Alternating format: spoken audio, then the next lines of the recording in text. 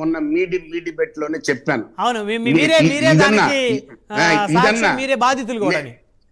నేను చెప్పేది అంటే ప్రజలంతా గమనించాలి, ఇక్కడ ఉన్న వేదిక ప్లాట్ఫామ్ మీద ఉన్న పెద్దలు కూడా గమనించాలి.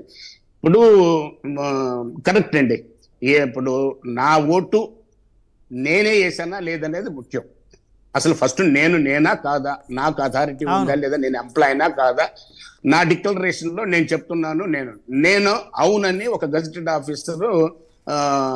ఆఫీసర్ సర్టిఫై చేస్తుండే. వేసేసిన తర్వాత నా ఇష్టం వచ్చిన వాళ్ళకి నేను ఓటు వేసుకున్నాను, కవర్లో పెట్టేసేసి ఆ కవరు ఎంపీ అయితేనేమో ఎంపీకి, లేకపోతే అసెంబ్లీ అయితే అసెంబ్లీకి వేసేసాను. నాకు జరిగిన అన్యాయం ఏంటంటే ఈ రెండు టాలీ అయిన ఈ రెండింటి మీద ఉన్న నెంబరు కవర్ మీద వేయలేదనే ఒక సాకుతోటి మరి నేను అన్యాయానికి గురయ్యాను. మోదుగుల వేణుగోపాల్ రెడ్డి గారు కూడా మన రాష్ట్రంలో మేము, ఈ భారతదేశంలో ఎంతమంది ఉన్నారో నాకు తెలియదు, అది నేను అప్పుడే అబ్జెక్ట్ చేసేసాను. అప్పుడు కలెక్టర్ శశిధర్ గారు ఉన్నారు, మూర్తి గారు ఆర్ఓగా ఉన్నారు, మేము చేశాము, రిటర్న్ కంప్లైంట్ ఇచ్చాము. ఇప్పుడు 5 సంవత్సరాలు అయిపోయి ఇప్పుడు మళ్ళీ కొత్త ఎలక్షన్స్ కూడా వచ్చినాయి. కొత్త ఎలక్షన్స్ లో కూడా రేపు కొత్త బాడీ రాబోతుంది, ఇప్పుడు మళ్ళీ కొత్త ముఖ్యమంత్రి గారు, కొత్త ప్రభుత్వాలు ఇవన్నీ కూడా వచ్చే టైం వచ్చేసింది. నేను ఎవరికి చెప్పుకోవాలి? ఇది నా బాధ అని కాదు, ఇలాంటి నాలాగా అన్యాయం జరిగిన వాళ్ళు ఉంటారు. కంపేర్ చేయండి, మీరు ఒకసారి కంపేర్ చేయండి. దాంట్లో 100% అంత పెద్ద అక్కడన్నా ఏదన్నా అవకాశం జరిగే స్టాంపు లేకుండా సిగ్నేచర్ ఉంటే అక్కడన్నా ఏదన్నా తప్పు జరిగే అవకాశం ఉంది. కానీ నా ఓటు నేను వేసుకున్నాను, నేను 2 కలిపి కవర్లో పెట్టేసేసిన తర్వాత కవర్ మీద లేదని సుమారుగా 4,000 ఓట్లు డిస్క్వాలిఫై చేసేసి నన్ను అన్యాయం చేశారు. మోదుగుల వేణుగోపాల్ రెడ్డి గారిని అన్యాయం చేశారు. సరే, నేనేంటంటే ఇప్పటికి కూడా నేను ఫైట్ చేస్తున్నాను. Government of India election commission పెట్టాను, వాళ్ళు ఇంతవరకు కూడా తీసుకోలేదు. మొన్న మీడియా ద్వారానే చెప్పాను, ఇది సుమోటోగా తీసుకొని నాకు న్యాయం చేయండి అన్నాను. క్వశ్చన్ ఏంటంటే ఇక్కడ నాకని కాదు, సిస్టమ్ మారాల. ఈ రోజున మా సజ్జల రామకృష్ణారెడ్డి గారు చెప్పింది ఏంటంటే సిస్టమ్ అన్ని రాష్ట్రాల్లో ఆ విధంగా ఉంది కాబట్టి why Andhra Pradesh new policy, new system, new circular అనేది కరెక్ట్ కాదు.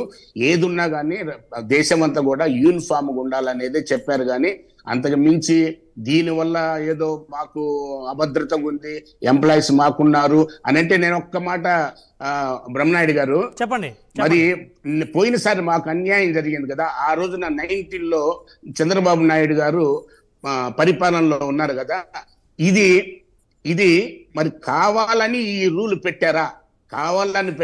ఆ కలెక్టర్ గారు ఎందుకు మరి ఆ రోజు ఆ ఎలక్షన్ కమిషనర్ కలెక్టర్ గారు ఈ చిన్న డెసిషన్, ఇది కామన్ జస్టిస్ కదా, ఎవరైనా కామన్ జస్టిస్ ఏదన్నా ఒక జడ్జిమెంట్ ఇచ్చే ముందు జడ్జి గారైనా లేకపోతే కలెక్టర్ గారైనా కానీ, కలెక్టర్ కూడా ఏంటంటే ఇది ఫస్ట్ జ్యుడిషియల్ మ్యాజిస్ట్రేట్ కాబట్టి ఆయన కూడా నిర్ణయం తీసుకోవచ్చు.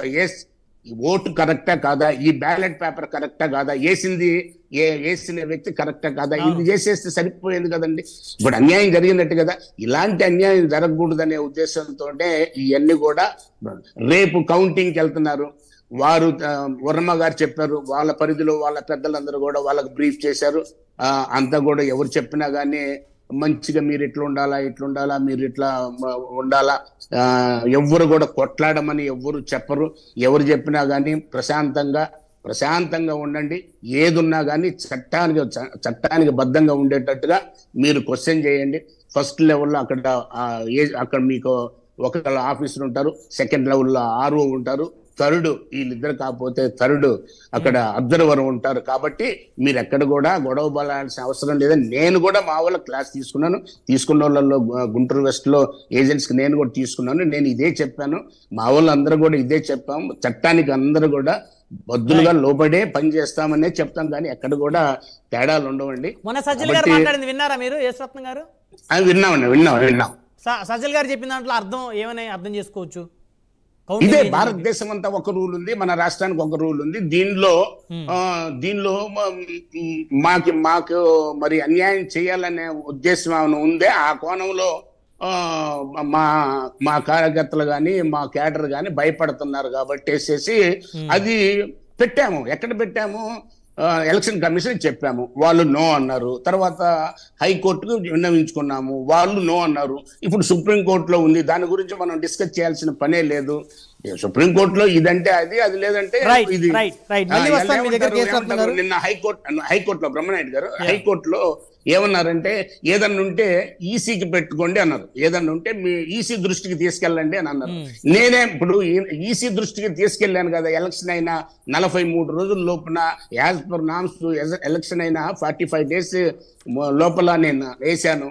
తర్వాత ఎలక్షన్ కమిషన్ చెప్పాను, హైకోర్టులో వేసాను, అన్ని సిస్టమ్ అంతా ఫాలో అయింది. వాళ్ళు ఎంక్వైరీ చేశారు, ప్రూవ్ అన్నారు, ప్రూవ్ అయిపోయింది. ప్రూవ్ అయిన తర్వాత అతని మీద యాక్షన్ తీసుకోమని అన్నారు. 2021 సెప్టెంబర్ 9వ తారీఖున సెంట్రల్ గవర్నమెంట్ నుంచి స్టేట్ గవర్నమెంట్ కి వచ్చింది, స్టేట్ గవర్నమెంట్ కలెక్టర్కి వచ్చింది, కలెక్టర్ నుంచి ఆర్ఓకి పోయింది. ఆర్ఓ ఏం యాక్షన్ తీసుకోకుండా 2 సంవత్సరాలు చేసేసి మొన్న నా కౌంటర్ నేను సుప్రీంకోర్టు నుంచి ఒక ఆర్డర్ తెచ్చిన తర్వాత ఆ కౌంటర్ ఫిక్స్ చేసేటప్పుడు మరి ఇదంతా నా అప్లికేషన్ మీద జరిగినప్పుడు నన్ను దాంట్లో ఒక రెస్పాండెంట్ చేయటం బాధితులు కదా, నేను చేయలేదు. ఇదంతా కూడా మరి ఎలక్షన్ కమిషన్ చేసిన పొరపాటు, నా జీవితం నాశనం అయిపోయింది కదండి. సో ఇప్పుడు ఉన్న రూల్ ఆ రోజే గనక ఉన్నట్టయితే యేసురత్నం గారు మీరు ఎమ్మెల్యేగా గెలిచి ఉండేవారు. ఆ తక్కువ ఓట్లు 3,500 ఓట్లతో మీరు ఓడిపోయిన పరిస్థితి ఉంది. 3,500 ఐ థింక్ గుంటూరు వెస్ట్ 2019 అంటే మేమిద్దరం కూడా దురదృష్టం ఏంటంటే గుంటూరులోనే అన్యాయం జరిగింది, ఇంకెక్కడ జరిగిందో మాకు తెలియదు. కాబట్టి నేను అనేది అంటే మాకు జరిగిన అన్యాయం నేను ఎట్లా కూడా I'm very much confident that definite గా ఐఎమ్ గోయింగ్ టు విన్.